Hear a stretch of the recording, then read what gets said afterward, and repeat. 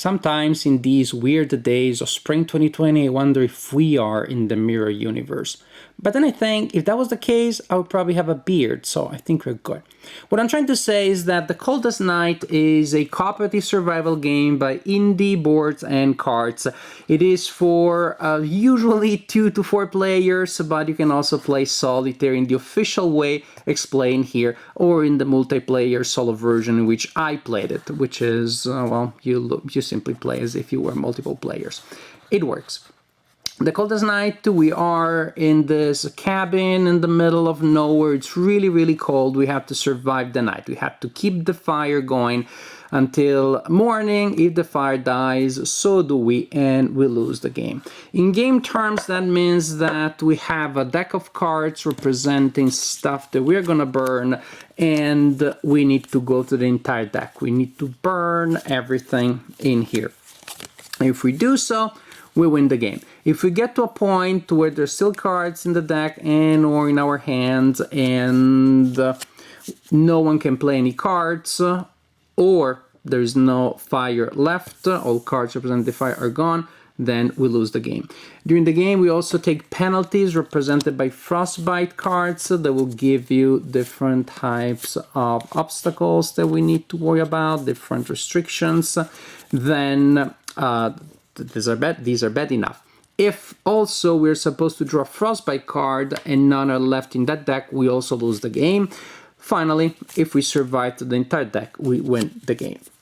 Now, these cards represent stuff that we are we are finding around the cabin and that we are throwing in the fire. Some may have negative effects at the bottom. There is a red title for those. Some have positive effects. The text there is written in blue. And some is just a positive effects. Some will also give us tokens that we can then spend to gain different types of advantages during the game. So, as for the cards, again, there are 2 values on each card. The top left indicates how much heat the card produces, and on the top right you have the ash value. You need to make sure that the ashes produced by the stuff that you burn do not suffocate the fire. So we're going through this deck of cards. Also, these are the cards, the fire dwindles, that during setup are placed at regular intervals in the deck. And as they have 0 heat, they make the game harder.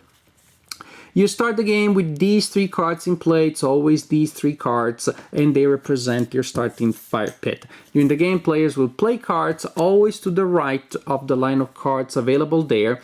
There can be up to 4 cards in play, and that's, well, the general idea. During your turn, you will play cards from your hand, and you can play 1 or more cards. If after you play a card there are fewer than 4, then you can keep playing, if you're allowed to do so, if it's possible for you to do so, up to 4.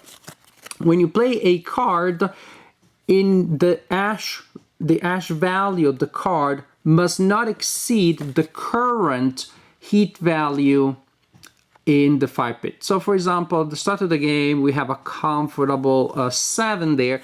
So I can play pretty much any cards in my hand, with the exception of the stupid jewelry box, which is so annoying, hard to play, and only produces 1 heat.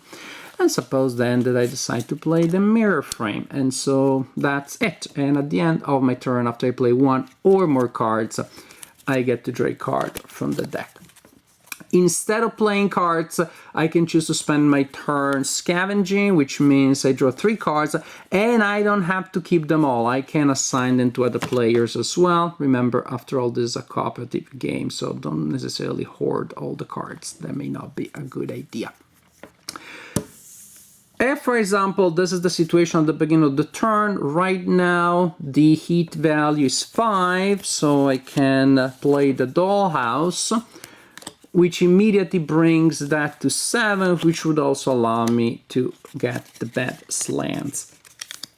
Other things, at the end of the turn, if there are fewer than 3 cards in the fire pit, you get a frostbite card that will give you a penalty, a limitation of some kind. How do you get rid of those? You see there is a value here. If at the beginning of your turn the heat value in the fire pit is exactly the same as one or more cards in your personal area, then you can discard those. You can discard that or those frostbite cards. So you play cards here, try to play as many as possible to keep the fire going, to prepare a nice fire when you can burn annoying stuff like the jewelry box. At the end of the turn, after you have played your card or cards, or you scavenged, you remove the leftmost card. So the fire keeps slowly dying, and that's why you have to keep it going. So survive the night without taking too many frostbite cards, without killing the fire, manage to go through the entire deck of cards, and you will win the game.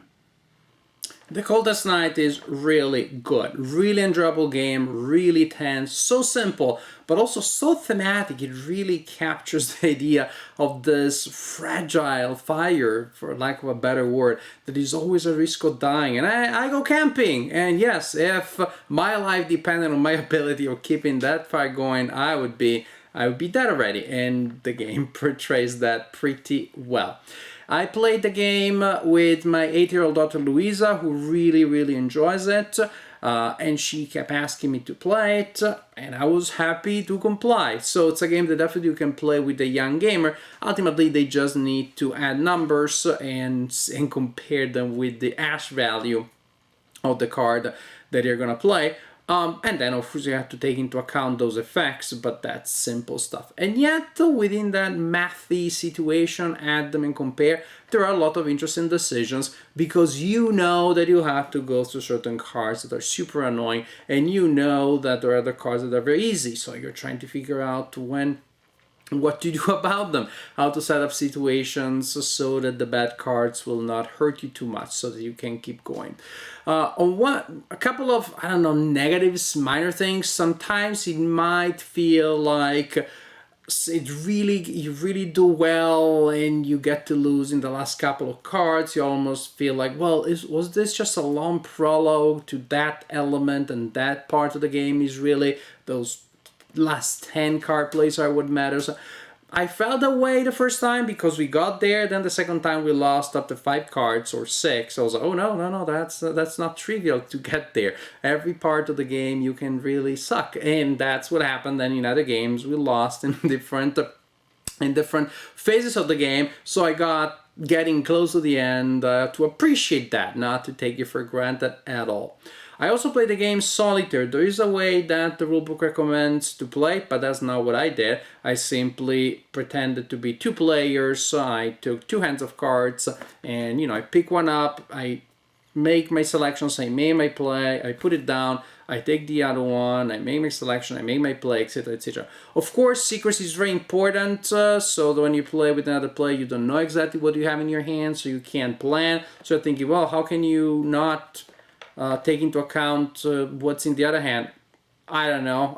These days I am a full-time stay-at-home dad, and I'm still also doing work for my university, for my day job, plus other things that are going on. Plus I'm filming these reviews. I don't have the brain power to remember what was in their hand 10 seconds ago. So I'm just looking at my hand and living the moment. It's very beautiful. I was totally able to do it, to completely block out what one hand was doing and as I was playing.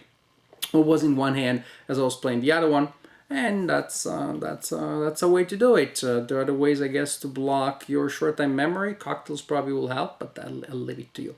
So either that way or in the way recommended here, the game is also playable solitaire, which may happen if these days, in these times of quarantine, you don't have game night with your adult friends. Because I think this is a game that in its simplicity can also work in real game night, in full game night with your adult friends, with your hardcore friends. This is not hardcore per se, but it has enough meat there. There is enough interaction, there is enough tension that I think it's worth playing with committed players. So what you have here is an extremely game that it's a game that is open to an extremely large range of different players, from committed players to casual gamers to very young players like my daughter Luisa. The theme is there.